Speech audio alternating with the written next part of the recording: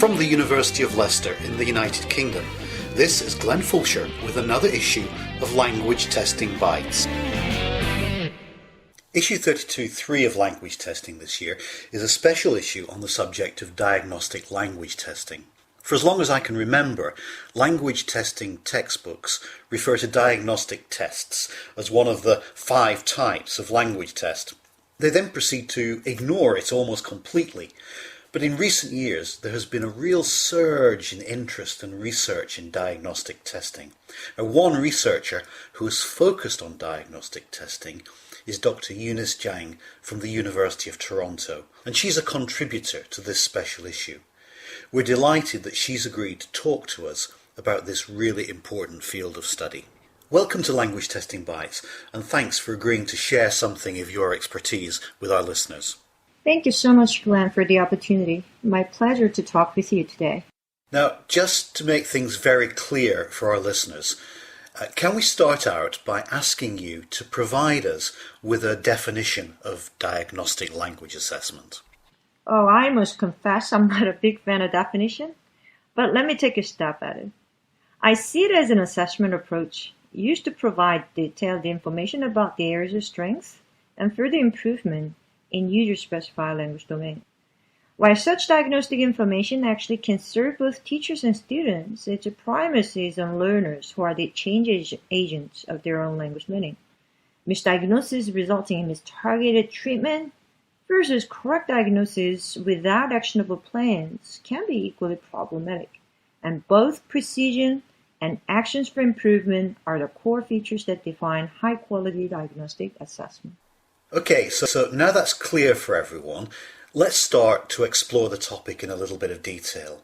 In the introduction, I mentioned the traditional 5 types of language test.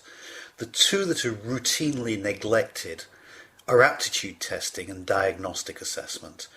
Can you tell us why there has been such a huge interest in diagnostic assessment in recent years? I mean, what's driving all this new thinking and research? This is a great question. Although clinical and psychological diagnostic measurement has a long standing in the modern measurement history, diagnostic language assessment is relatively recent development. I can think of 3 main driving forces underlying its current popularity. First of all, it has drawn much attention for the past 15 years, and in my observation, this period coincides with neoliberal educational reforms based on economic models of accountability. A prime example of such is the No Child Left Behind Act of 2001, which was a testing-driven educational reform for school improvement based on yearly adequate progress for all students. Recent political interest prompted a new test form that assesses and tracks student growth and intervene learning more effectively. Developing a high-quality diagnostic assessment is a serious endeavor in terms of its requirement for financial and professional resources. Whether it accidentally coincided with such reform movements, well, I'm not so sure, and nor is entirely desirable. But it appears that political climates provided a testbed for fertilizing diagnostic assessment. Another critical contributor is a significant shift to interest in assessing skills that enable application of knowledge to tasks beyond assessment of discrete knowledge. The shift from assessment of how much a student knows to what a student can actually do with that knowledge reflects the societal, public, and policy interest in preparing learners to be competent in the 21st century. However, not all diagnostic assessment may focus on skills over knowledge, and I remain keen on ongoing dialogues about that matter. Lastly, probably the most important contributor is a conceptual shift to pragmatism, that is a recognition that assessment is a means to educational goal, which is essentially learning. This renewed interest calls for assessment that allows systematic documentation of evidence of growth in target domains. And it is well reflected in effects-driven assessment design by Drs. Fred Davison and Glenn Fulcher, and user-oriented test validation by Dr. Beckman. I think all these aforementioned factors, including political, conceptual, and pedagogical shifts, contributed to creating a sort of tipping point for diagnostic assessment, as Malcolm Gladwell might say. So, in your own research, you make it clear that you're interested in the use of test scores, or perhaps more specifically, the outcomes of assessments, for the improvement of learning. In the United Kingdom in particular, this isn't something new. The concept of assessment for learning, or AFL, has been around for quite a long time, and the work of researchers like Black and William have become standard texts for trainee teachers. In what way does your approach to diagnostic assessment, as outlined in your contribution to the special issue, differ from what we traditionally think of as AFL? There is no doubt that assessment for learning, along with assessment as learning, has changed the landscape of today's assessment and pedagogical practice. In particular, AFL provided a framework of reference for teachers and educators and communicating their daily practice with other stakeholders. Through AFL, I think teachers experience some conceptual empowerment and professionalization to some extent. AFL indeed opened and quote-unquote the black box of education, which is what goes into education instead of focusing entirely on what comes out of education. However, AFL is a rather conceptual framework that articulates the role of assessment in its broadest sense. Diagnostic assessment definitely is an AFL, but not all assessment used for AFL are necessarily diagnostic assessment. There is a diagnostic assessment tool, but we don't say there's an AFL tool. So diagnostic assessment is a specific type of AFL that features a set of principles in terms of theories of specific skill development and test characteristics, scoring, and communication. In the paper published in the special issue, we focus on the last component, which is diagnostic feedback, the end result of diagnostic assessment in the form of communication and actions. Information that is shared, negotiated, and used by learners should be specific enough in terms of target skills being assessed, and age appropriate in terms of grain size, and should be based on cognitively engineered and diagnostically sensitive language tasks. We learned that how such diagnostic feedback is perceived, processed internally, and used for future learning depends on a constellation of various cognitive, psychological, and affective characteristics of learners, as well as family and classroom environments they're in.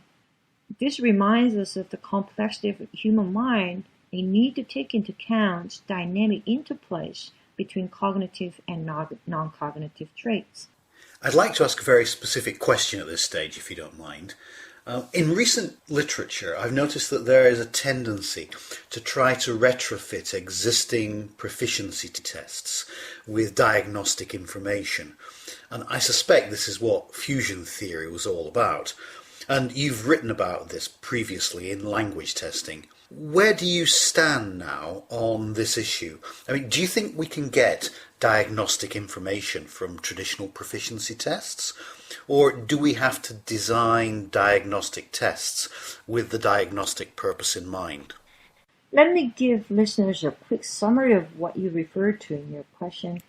My dissertation examined the validity of diagnostic assessment practice based on the retrofitted application of psychometric diagnostic model called Fusion model, and more recently, ROM model, to Language, which was a prototype test of TOEFL designed to provide support for teachers and students.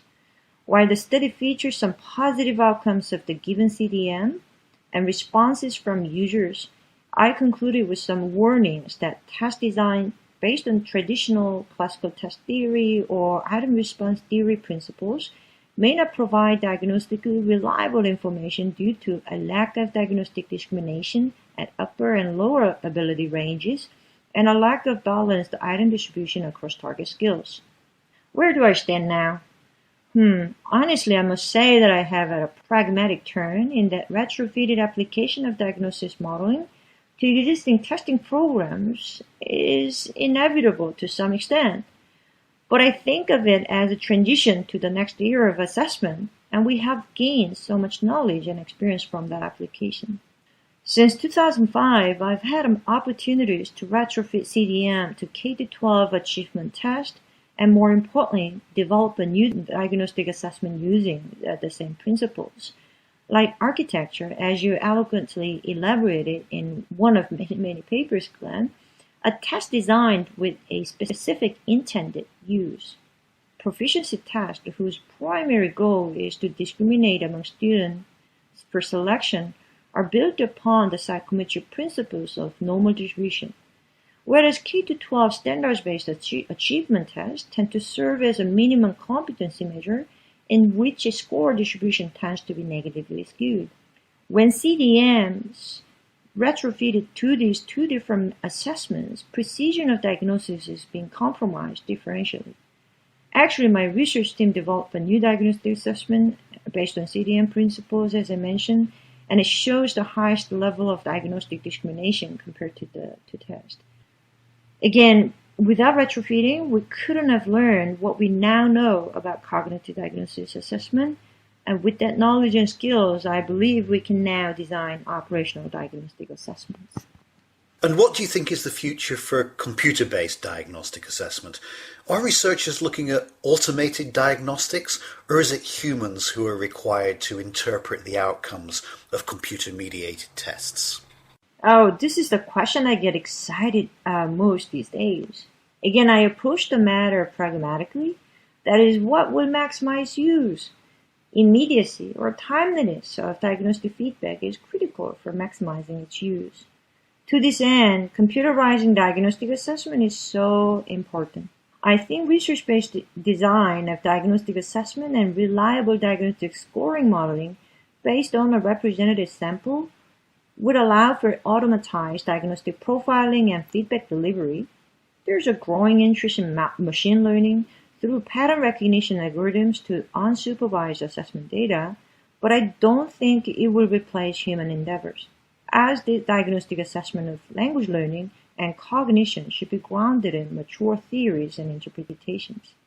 I envision more active roles that humans can play in supporting the use of diagnostic information for furthering learning with an aid of computerized diagnostic assessment. It's always difficult to cover a topic as broad as this in one podcast. So we could bring the podcast to an end with a little bit of speculation. Can you pick one or two ideas that you think we'll come back to again and again and will characterize the nature and scope of diagnostic assessment research in, say, the next 5 years? I know that's a difficult question, but perhaps you'd like to give it your best shot. Oh, it is indeed difficult. So instead of speculative prediction, I'd like to answer the question by sharing what I think will further advance diagnostic assessment. I think the use of diagnostic assessment for learning will and should be a recurring topic. Both teachers and learners need to experience positive changes as a result of diagnostic assessment, whether it's internally or externally developed. We need more empirical evidence accounting for the mechanism of change resulting from the use of diagnostic assessment. In addition, I like to see a methodological diversification of diagnostic assessment. CDM's psychometrically powerful, I guess, yet presents many challenges due to its rigid psychometric assumptions to be met, and as a result, it is limiting in a small-scale local context of learning. I welcome research into psychometrically less constrained diagnosis model, such as latent class or profile analysis, clustering methods, or subscoring approaches. And there were some exciting presentations of research using such profiling approaches for diagnosis at this year's LTRC conference, for example, by Drs. Arihuta and Charles Alderson. Lastly, I think there would be research on diagnosing the development of non-cognitive traits that interact with target language competencies. I feel traditional definitions about what's construct relevant or irrelevant will require some reconceptualization along with ever-evolving qualitative frameworks. As the interactionalist view of language assessment posits, diagnosing language ability should take into account various contextual and non-cognitive variables instead of controlling for their influences.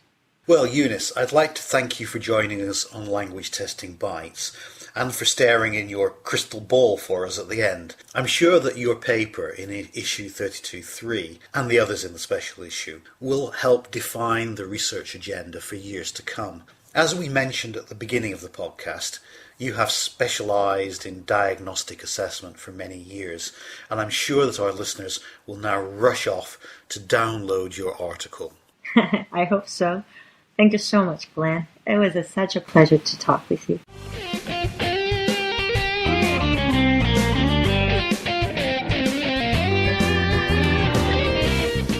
Thank you for listening to this issue of Language Testing Bites. Language Testing Bites is a production of the journal Language Testing from Sage Publications. You can subscribe to Language Testing Bites through iTunes, or you can download future issues from ltj.sagepub.com or from languagetesting.info. So, until next time, we hope you enjoy the current issue of Language Testing.